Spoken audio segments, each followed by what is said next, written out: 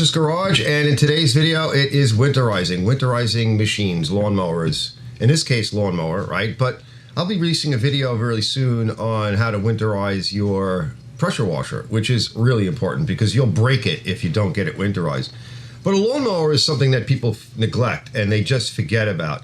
So we're going to dig in a little bit to some of the tricks and tips that I have for just kind of putting your machine away for the year. So in this example, we're going to be using a machine that I just prepped out, and I'm going to do a couple more things to it.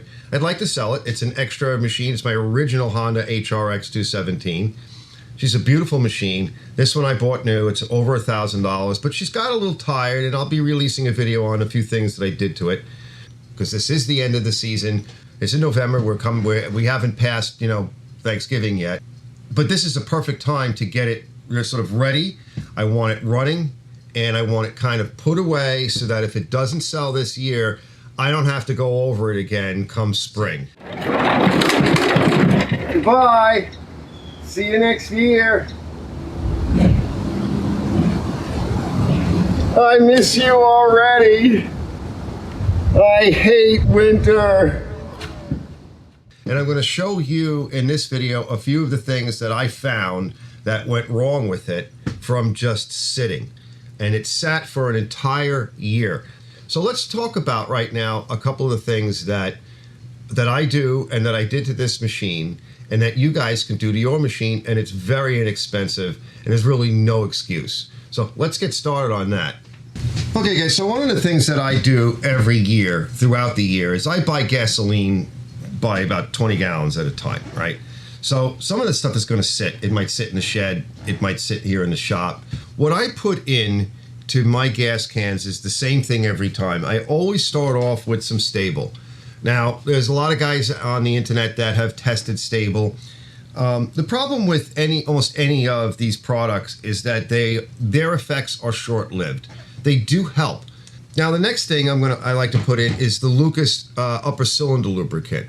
And we're going to talk about this in a minute a little bit more. So what are we trying to do? Well, I think I read an article from like Exxon, and they said something like about every month, depending upon the temperature, right? But every month, gasoline loses about an octane point. So if you're starting off with 87 octane, what do you have over 6 months, right? If your winter is, let's say your winter is 4 months. Our winter is about 2 months, right? We have January and February that are actually brutal. They're just horrible. So over the summer and the season, I put this stuff in according to the directions in each 5-gallon container, and the same thing with this. And the upper cylinder lubricant really helps out a lot.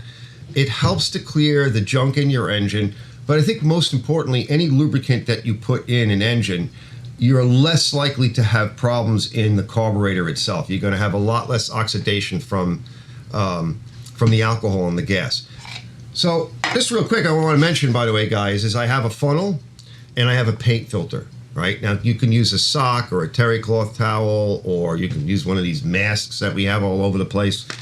The idea being is that if you don't get junk into your gas, you don't have to get it out of your carburetor later on. And I don't care what filter systems are in these machines. If you don't put it in, you don't have to get it out. If you wipe everything down here, make sure everything is clean on your gas can or in the filler area, and then you use a funnel, all right, you're generally good to go. The only other thing you have to worry about is the rust inside the fuel bowl. Rust, oxidation, stuff like that. This will help keep your gas from going sour too quick, but it also adds a bit of protection to the float bowl itself because you're going to have a certain amount of water. And this also adds a bit of protection. So that's another nice thing that you can do. And the last thing is that you can put a bit of two-stroke into your gas. And we're going to talk a little bit about how to measure that out in a minute.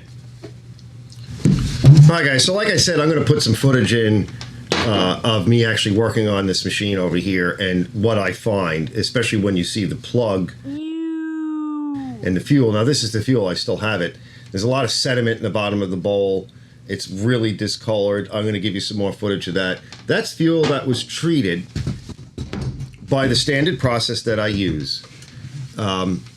And so I basically ran the engine out of gas. That was in the tank. Now in this Honda, we have a fuel shutoff, okay, that you can turn And then what I do is if I'm not going to use it for a while, I turn that valve. And then I let it run out of fuel. And when I went in there, the carburetor was dry, and it was just a little bit of rust down in the bottom. It was barely anything. If I had put good gas in it again, it would have ran. But because I'm prepping out this machine and possibly getting ready for it to sell and everything, I want to make sure I poked my fingers in everything that needed to be poked into, just to verify that everything was clean and good to go. And, you know, putting something like this in, along with something like this, into my gas containers, right? That's a big plus. It really helped that out. The fuel did go bad, but not so bad that it caused damage. And because I removed the fuel from the bowl, that helped. So we're going to put a little bit more of this product in directly into the gas tank of whatever is in there. So we're going to put a little of this, and a little of this, right? Two-stroke. This is just some older two-stroke I have in a container. But any two-stroke that you have. Let's take a look at the machine now, and let's get started on a few things that I like to do on the machine. I started off with about 10 ounces of fuel, as measured in my usual container. So I put that in here so we can see what's going on. We're going to make this kind of a hot load. Oh, it's a hot load. Oh, we're just going to put some in here. We don't need a lot.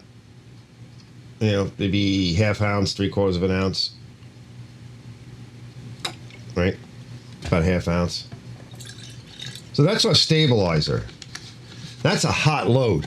That's a lot, because we're going to put this gas. There's a little bit of gas in there.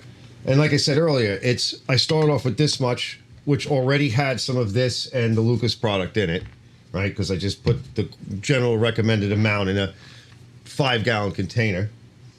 So it already has some in it, but we're going to take it a little bit further, right? So probably I burned, maybe there's about 5 ounces left in there. I'll take a peek in there. And now we're going to add some of this. We don't need a lot. So I was going to say, you know, I'm going to use this, right? Just to get an idea, because this is a little different product. So this is, or shot glass, right? About 1/4 of the way full. And that's a lot, because that's upper cylinder lubricant.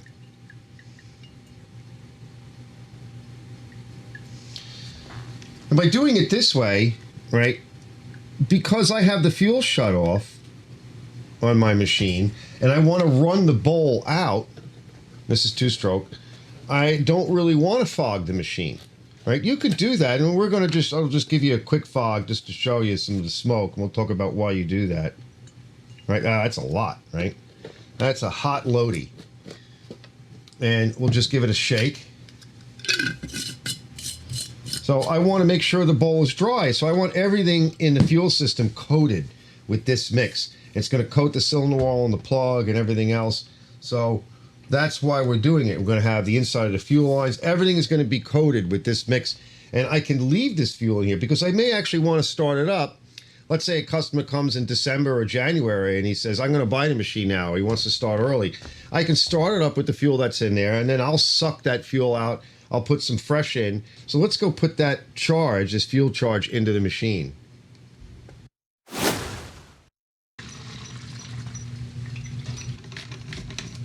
This is the liquid wrench chain and cable lube, okay, which is really great. It's a no sling formula. It kind of waxes up. And you guys have probably used that, but this is actual chain wax, and it's going to wax up. It goes in, it's paraffin based, so that's exactly what you want, because it leaves this waxy, greasy coating on everywhere you spray it. So either this or this, you can spray in while the engine's running, and it's going to coat everything in there all the way through the valves, the backside of the valves, the passage, the intake passage, the aluminum parts. It's going to come out the other side, right, as it's puking out and the engine's starting to stall. So we could still use that, but we have to keep enough of it going through. We're not going to stall the motor. We want to run out whatever's coming from the engine that's left in the carburetor. And so in my case, I have the fuel shut off, right? In your case, you might have to run the engine for 5 or 10 minutes to make sure that you got all that fuel charge into the bowl. It's been running in the engine. Get the engine warm. Let the engine cool off, right? Don't do this hot. Let the engine cool down. Tilt it on its side. Use a turkey baster, whatever. Get out the bulk of the gas. And it's another good opportunity to sort of rinse out your tank by dumping whatever's in there out.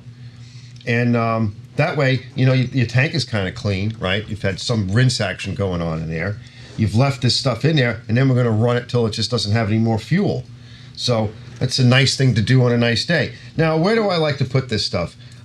This it goes like pretty much everywhere there's any movement. So the wheel bearings, the wheel rockers, right? The adjustment area here, down in here, they almost always get stuck. On this machine, it's super easy because I went over it. Look at that. It's super easy, right?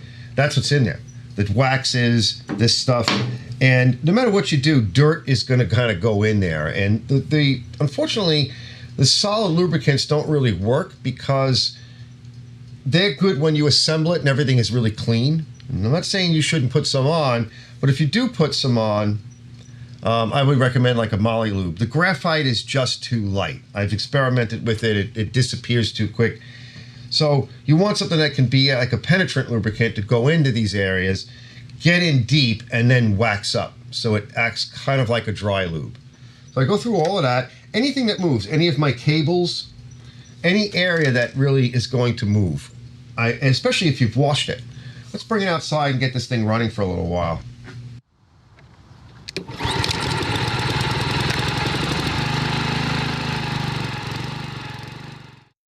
Okay, so I let it run for a little bit, and I got it, warmed up a little. All right, it's not too bad. So then the next step now is we're actually going to turn the petcock.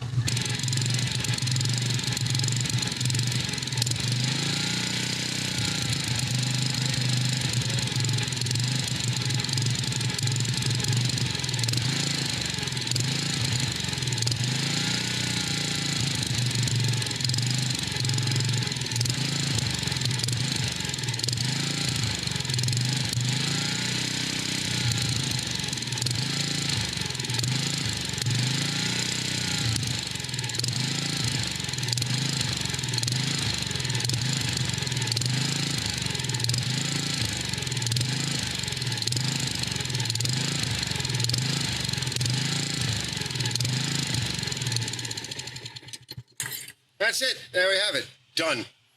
All right, let's bring it back in. Now, really what I'm suggesting is that you might actually want to just go over the whole machine now. And there's some good reasons for that. The first reason is that, well, you wait all winter long, you're kind of cooped up in the house, and a nice day comes, and that nice day comes and you go outside and you want to be able to start your lawnmower. Like, oh, I'm going to cut the lawn today. We're going to grind up some of the junk, pick up some of the leaves, whatever. And, you want to be able to start the machine up, right? You don't want to go out there and be like pulling on it and pulling on it and pulling on it. Now you're exhausted. I don't know too many people that say, oh, I can't wait to take my first nice day that I've had after months of being in the house, and I'm going to work on my lawnmower and my yard equipment before I cut my lawn, right?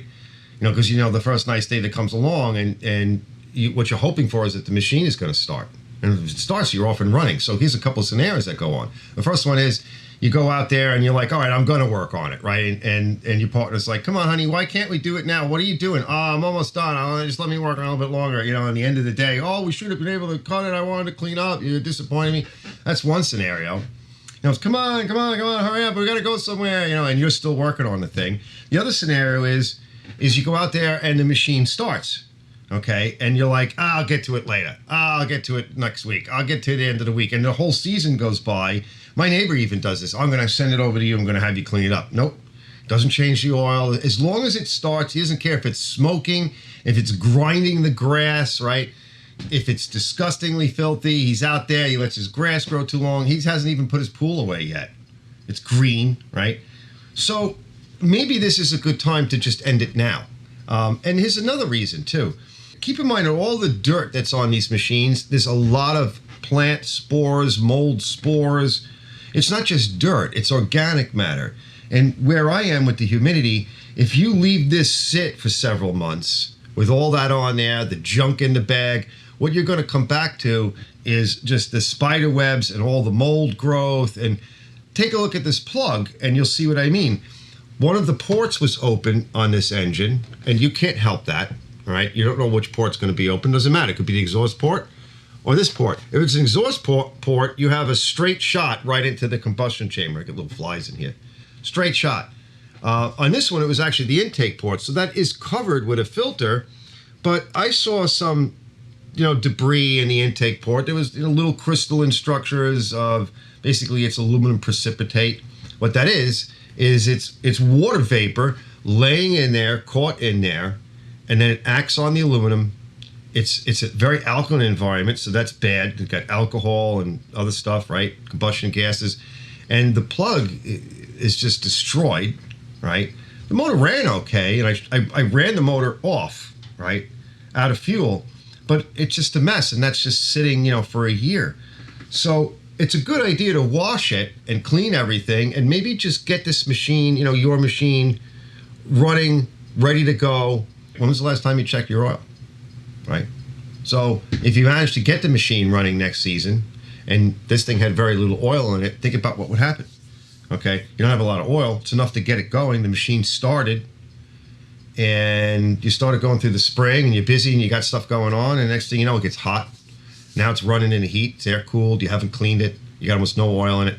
Psh, the motor's dead. It's burning smoke. It's dead. It seizes up, or it's worn out. Now you wore it out. Whereas if you kind of do what I suggest that you do now, right? That's not going to happen. You're going to have the thing longer than you could ever want it. And go enjoy life. Have a beer. All right. I'll see you guys in the next one. Have a good one, guys. And don't forget, get to it.